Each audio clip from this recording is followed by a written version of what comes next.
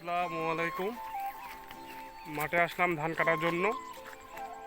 আজ বিকেল হয়ে গেছে। বাড়ি থেকে আব্বা বলতেছিল অল্প একটু ধান আছে, একটু কেটে আসতে, তাই যাচ্ছি কাটার জন্য। এখন প্রায় বিকেল 5টা বেজে গেছে। আমরা এখন বের হলাম ধান কাটার জন্য। আর কাশি তো মাঠে আছে, কাশি এখান থেকে আপনারা দেখতে পাচ্ছেন আমার এতটুকু কাটা হয়ে গেছে, আর বাকি এতটুকু আছে, অল্প একটু বাকি আছে।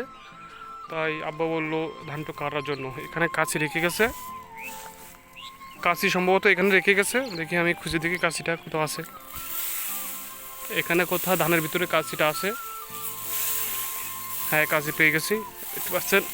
দেখুন, কাছি পেয়ে গেছি। আমরা এখন শুরু করব,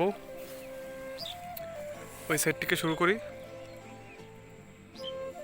ধান আলহামদুলিল্লাহ মোটামুটি ভালো হয়েছে।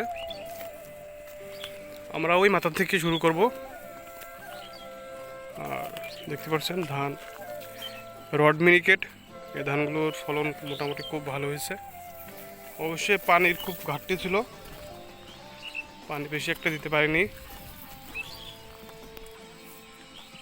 আমাদের এখান থেকে শুরু করব, মূলত এখান থেকে শুরু করব।